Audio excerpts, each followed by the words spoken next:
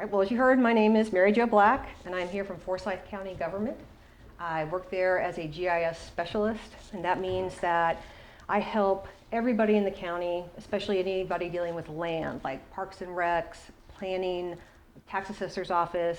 I help them look at their data spatially, and I help them make decisions about their data or what they need to do in the county.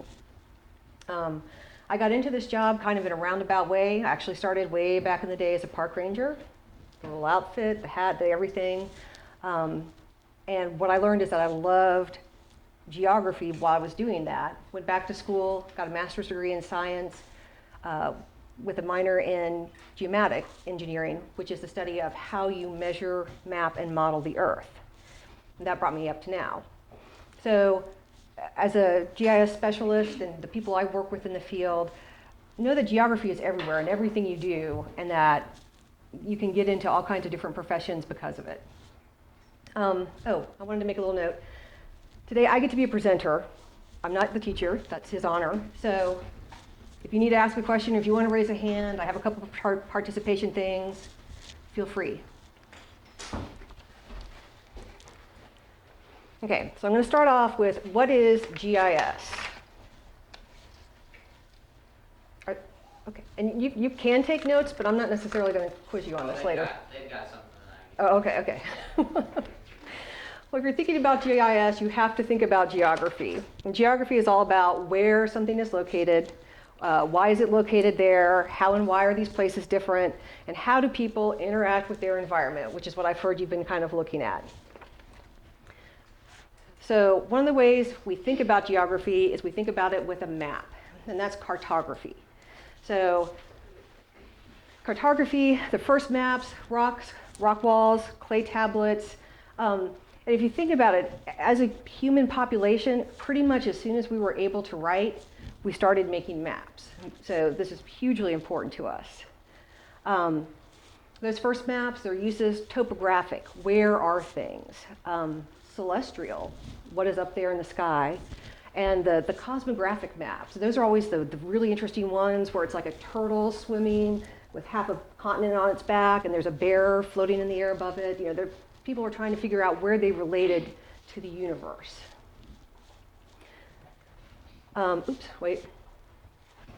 This map in particular, you probably recognized it.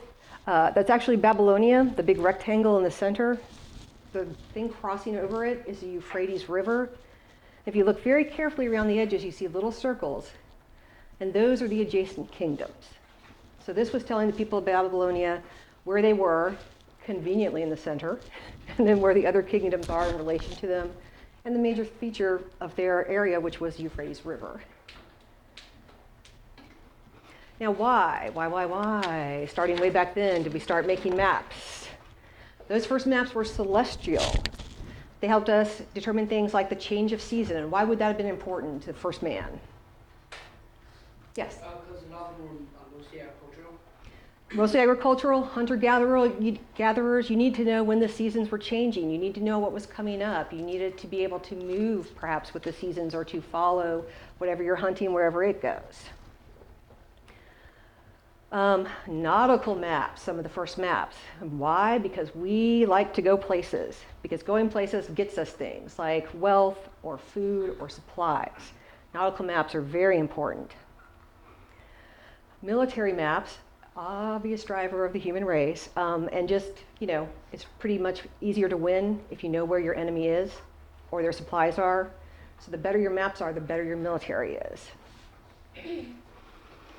And commerce.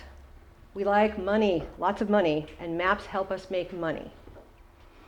And if you think about it, any map you look at, if you look at it carefully, is pretty much a treasure map.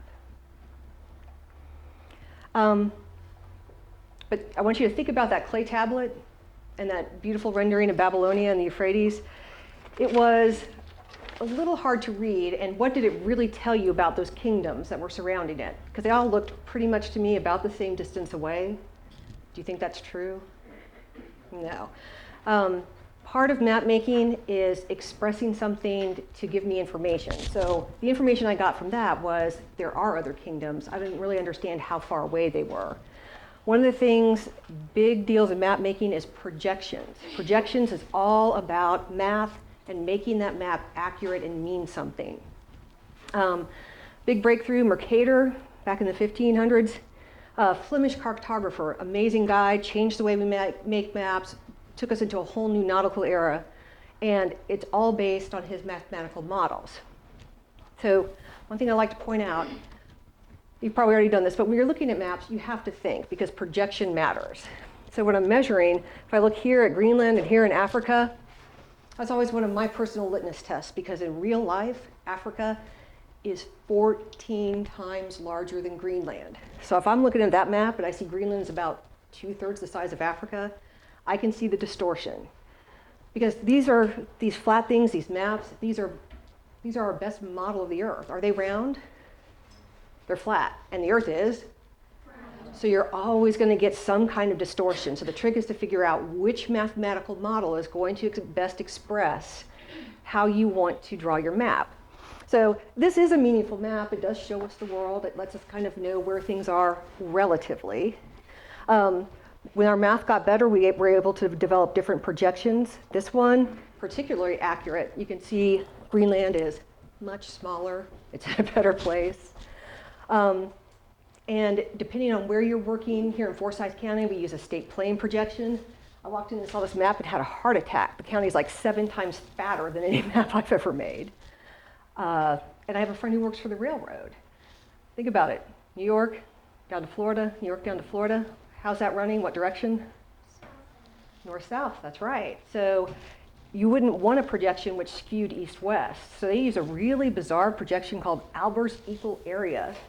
So they get the most accurate north-south rendering of those railroad tracks because every inch that they misdraw, now you have to order supplies, now it costs money. And I see you a little bit glazing over with talk about math and Flemish cartographers. And I know you're thinking these maps don't matter and they don't relate to you, but they do. Maps are important, and maps are everywhere, even in hilarious internet jokes. Or at least they're hilarious to people like me. Stop, think. Think. Where, back in the day, rewind your history, where was the first map you ever saw? Can you think about where you saw your first map?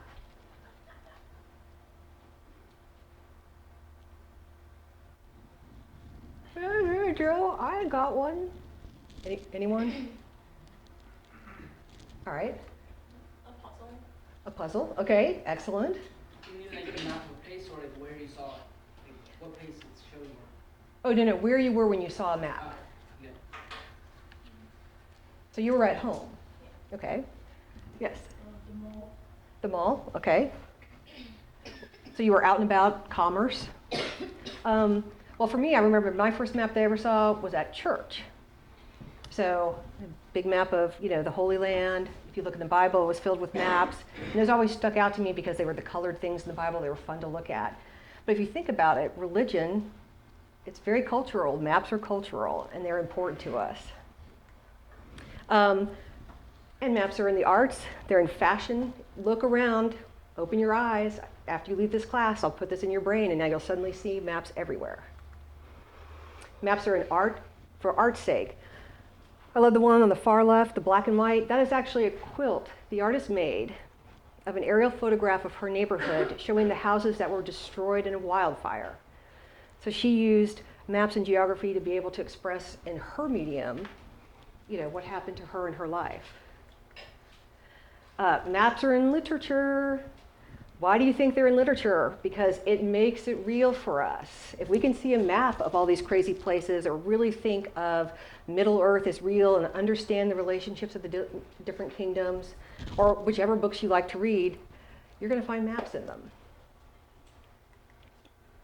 And speaking of finding maps everywhere, we're going to do an activity and make a map. So I'm going to pass out a piece of paper. I'm just going to hand a wad. If there's more when you get to the end, just send the empties back to me.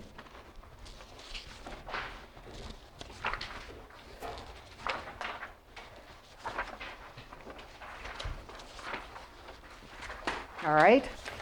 When you receive your paper, That is like me giving you a badge. You are now deputized as junior cartographers.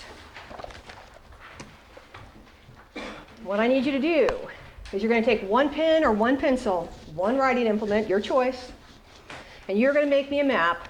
You're going to make a map of how to get from this school to your house. Did everybody get a piece of paper? Are we good?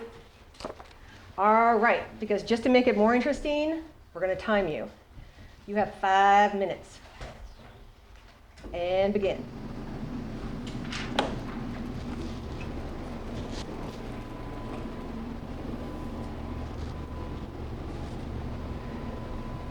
You.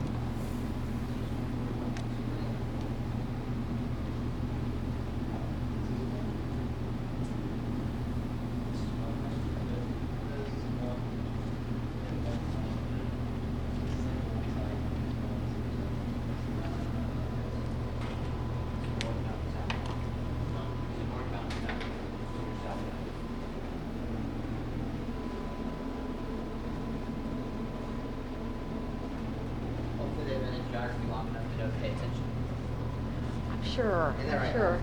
Yeah. It was funny, I think it was like 2 years ago, 3 years ago, I had some kids and I asked them if they knew where Highway 20 was, Georgia 20.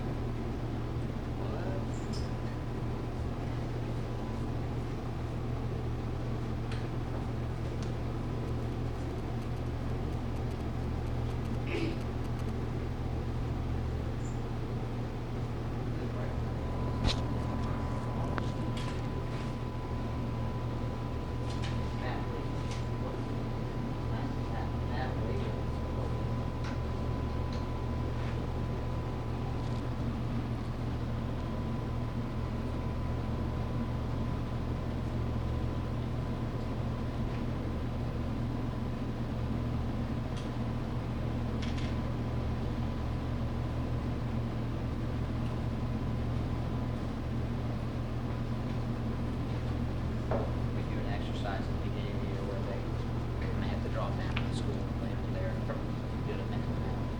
So we do a similar exercise. It's fun. I don't even know where it is. Our school is this big, and I'm sure our house would be.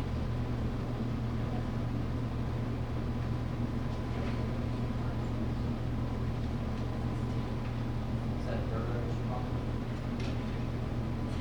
What? Is that a dirt road? Is that why you have dash? Is it the parking lot? Oh, okay.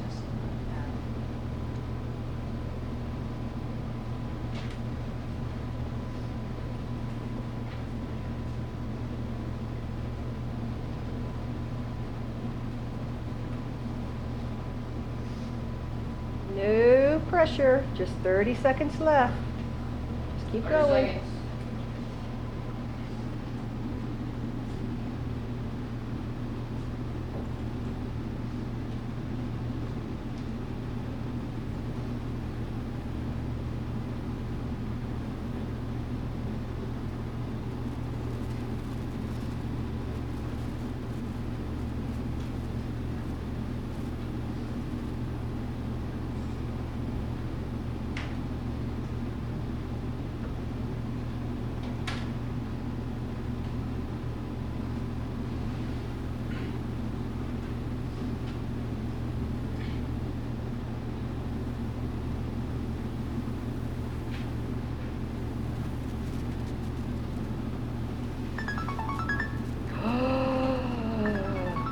Apple says time is up.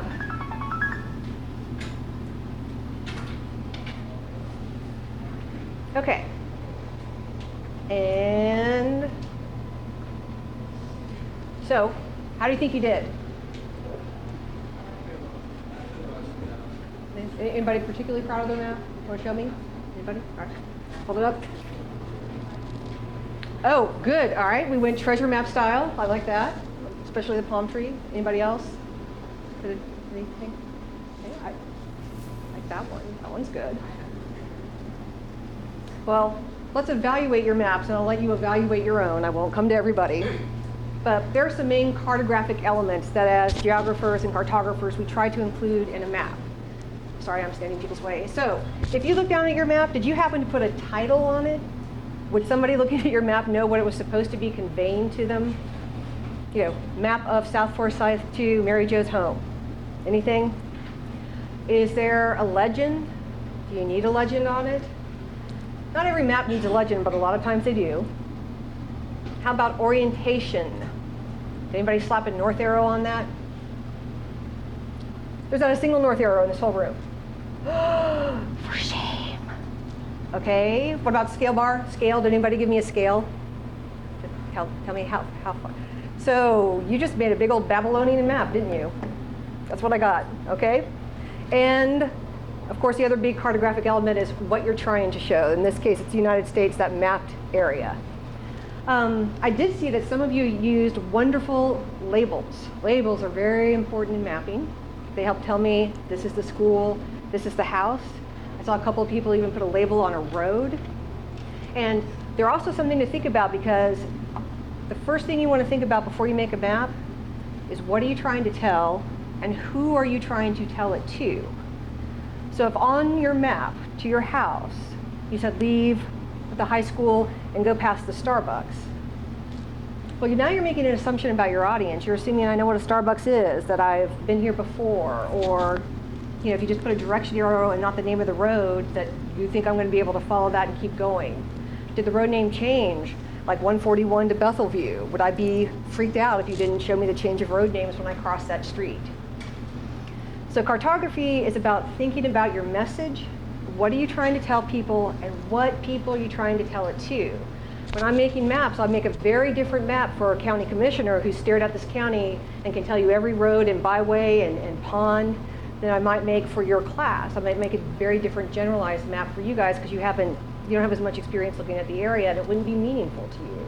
So I want whatever I make to be meaningful to the audience I'm giving it to. Oh, sorry, other critical thing, when you're looking at maps, what is the data source? Because maps are just like statistics. You can lie with a map. You better make sure you know what that data was, that it came from, and that it's cited. So, cartographic challenges, which you're now aware of, is setting the map's agenda. You know, what is it you're trying to express? Are you trying to express something that's topological? Are you drawing streets, rivers, houses? Are you trying to express something that's abstract, like a county boundary? I mean, you know there's no line right here if you drive over, right? It's just a make-believe line. So these are abstract concepts, the counties, the states, the countries. Are you trying to express that? When you represent the terrain, what projection are you using? Did you have a projection and a scale? Is it just going to give me a general idea of how to get to here from there? Or is it going to tell me the actual length in miles so I can think about how much time that might take me? Oh, I noticed when you drew your map, you didn't draw every street, every house, every business between here and there. This is a fundamental concept of map making. You generalized, and you have to, right? What would it, I mean, that would just be an aerial photograph, right? If you took it to get me to your house, and there's probably more data there than I need. It wouldn't actually be helpful to get me where I was going. So when you make your map, you're actually going to take away some information.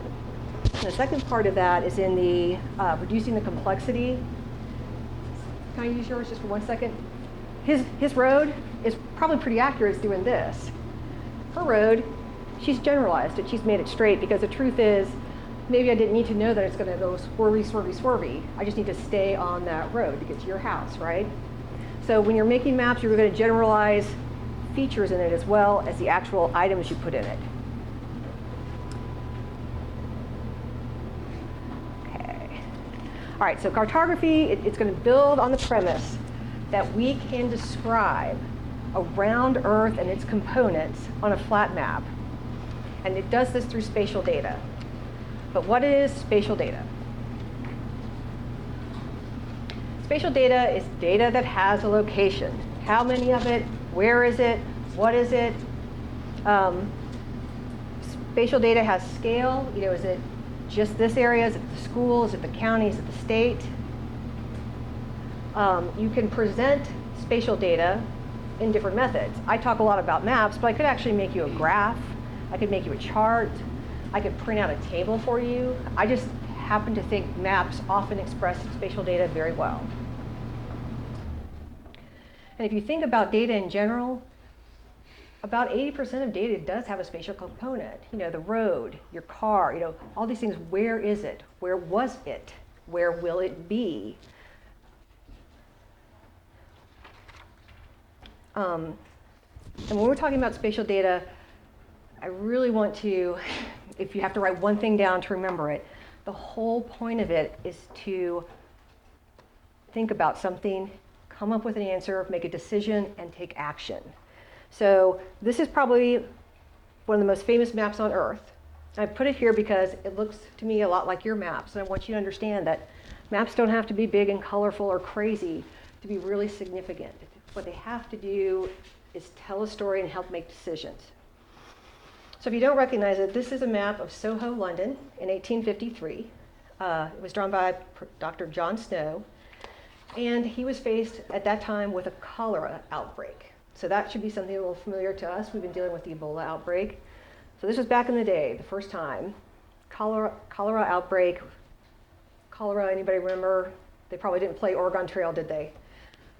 Think of it, stomach flu times a billion. Horrible death. Horrible death. Don't want that.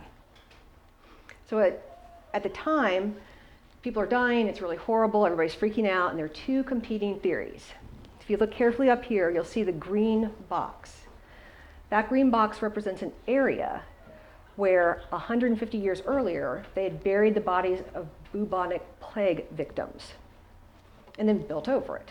So one of the theories was that there were vapors coming out from those dead plague people that were now plaguing everybody else. The second theory was Dr. Snow's. Can you see the little black dots scattered around? Those are pumps, wells for water. So what he did was say, I think the water might be the problem. I'm going to plot as a point every person who has died of cholera. So these are where these people live that are dying. And then he asked himself, where did they get their water? And when he drew a line from their house to a pump, suddenly it became pretty darn clear. That pump in the center, that's the Broad Street pump. It was killing everybody with cholera. So what he was able to do is take this information, walk down to Broad Street, and pull the handle off the pump, stopping the epidemic and saving lives, and creating the science of epidemiology, as well as GIS too. So this is kind of a famous map and a famous analysis, and it's really important not just because it was the first and it saved, but because it saved lives as well. If you think about Ebola today, we're pretty concerned about that. We're concerned about outbreaks, how diseases move. It's still very relevant. Now, one thing I always like to emphasize is that Dr. Snow, it took him a week to do this because he had to do it all by hand.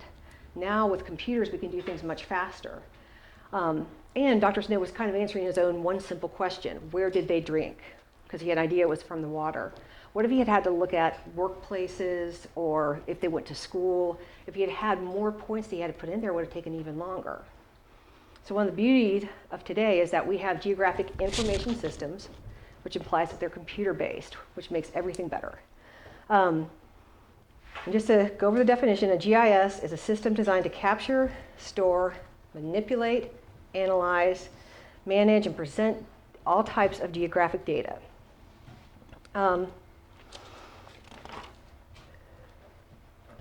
There are 5 essential components to a GIS, and everybody's pretty familiar with the hardware. You need a computer, you need a server, you need some place to keep this data.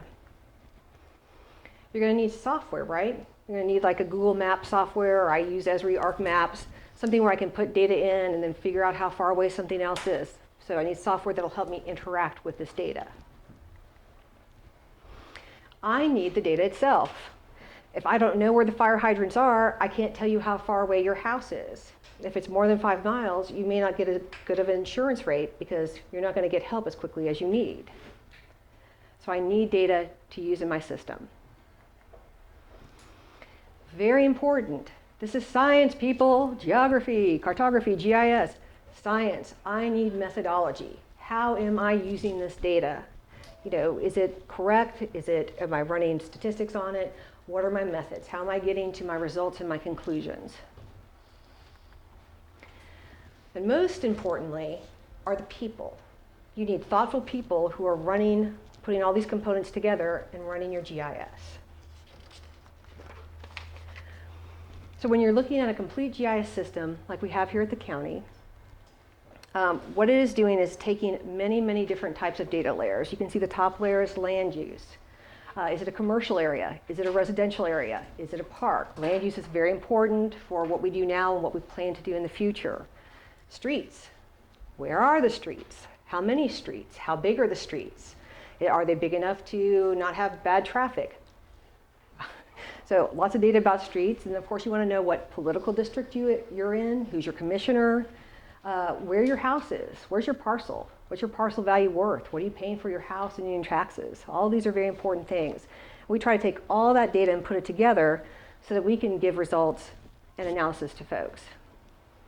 A lot of this comes back down to database management. When you have a county full of data with every address point, every parcel, every road, it's big. It's not going to happen on your computer, on your laptop. So there's a lot of database management that goes on. But the most important thing we do is spatial analysis. I always say it doesn't do me any good to have the best data, tons of data, if I don't do anything with it, if I'm not asking it questions. And the reason why GIS is so amazing is because if you look at data in reality, see that table? Ooh, that's fascinating, right? No. Okay, and what does it even mean? What is it trying to tell you? You're not getting a lot of information from that. But if I can put it into a map, if I can show you that same data and lay it out, I can maybe tell you something and help you make a decision. So here's all that same boring data out of the table thrown up on the left side is your census data from 2000 for your senior population. We are not seniors. We're talking about the really old people. We're still young. So you can see 2000. You can see a couple of dense areas of seniors, but pretty much evenly scattered throughout the county and not a lot of them. If you look over at 2010, do you see a lot more dark blobs? So we've got more density, and we've got more total seniors in the county now. Why does this matter? Well, if you're going to think about senior services, you want to think of who are my people and where are my people. And if you're thinking of where, you can see pretty much the south end of the county has a large total, and also that west side now has a large total, big growth.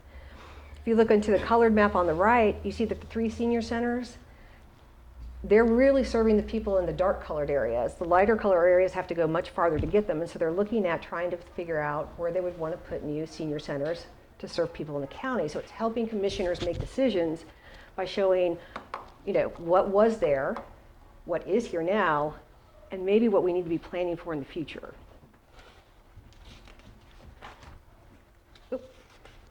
When you're talking about a GIS system, you're talking about 2 distinct types of data. You have raster data. That's what you're used to looking at. It's the pixels. It's the aerial photograph that you see on big maps or on Google Maps. And these are all created with little tiny pixels. And we do types of analysis on this where I look for, like if they say we've lost 70% of the tree cover in the United States in the past 50 years. Pretty typically what they've done is they've taken a photograph and just analyzed the pixels and then compared them to today's picture. The second type of data we have are vector data. Those are points, lines, and polygons. So your houses, your roads, your parcels, your political boundaries, and that's what we overlaid for the senior centers, showing, what's a distance from here, buffer that point out. And again, we're focused on turning data into information. So here's an example of one of the analysis that we performed in our particular department. This is analysis for the fire department. You can see Fire Station 5 in the center, the little red dot. And you see its area. And this area is everybody within 5 miles of the station. That's kind of the standard. So they started asking the question, that station is really small, it's not, they can't grow it, they can't move, they'd like to move it so they can get a better facility with new equipment to better serve the public. But if we move it, what would happen? Because you can already see the change. There's the shape of the old one, there would be the shape of the new one. So it's going to impact it, even if you move it just a little bit. So this map is going to show you the difference between those two areas. So you can see the center middle color is the area that is currently covered. The white area up on the top, or the pinky area, that would be new area that's covered. And then if we moved it, we would lose all that dark orange color. So we're thinking, wow, well, what does that really mean? I see a lot of blobs on the page, but is that bad? Is that good? What does it mean? So we break it down to the human component. So we can see here, the little black dots now are houses, and we can look at total population. So you can see the numbers look a little weird. If we change that station, we're going to lose coverage to over 2,000 people, or 5,000 people, and only add 2,000. So to start with, I'm thinking, well, that doesn't sound like a good idea then. It'd be nice to have a bigger station and better equipment, but we shouldn't lose population while we're doing this. So the final question we asked ourselves was, well, Fire Station 5, there are a bunch of other ones. It's one of 12, I think. So where are those other fire stations? Would they cover any of this area? So if you look now, you see we overlaid the other fire stations, their overlapping 5-mile radius. And you can see there's only one tiny black polygon at the top, that black square showing where we would actually lose a 5-mile coverage. It turns out if you look at those numbers, we only lose 26 buildings and 76 people, but we gain 731 buildings and over 2,000 people. So it turns out it really is better to move that fire station, have better equipment, be better able to serve, and we got more people in there anyway. So that's the kind of thing we're trying to do with specific data here at the county.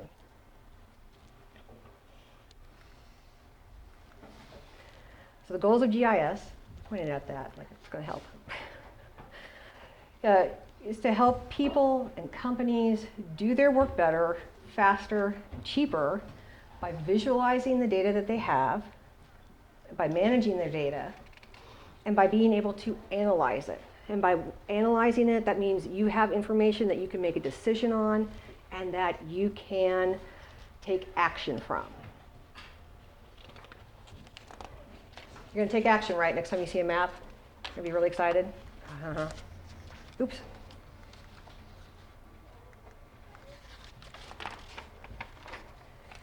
All right. So that's kind of the GIS portion of it. What is GIS? In review, it's a science based in geography, has a lot to do with cartography,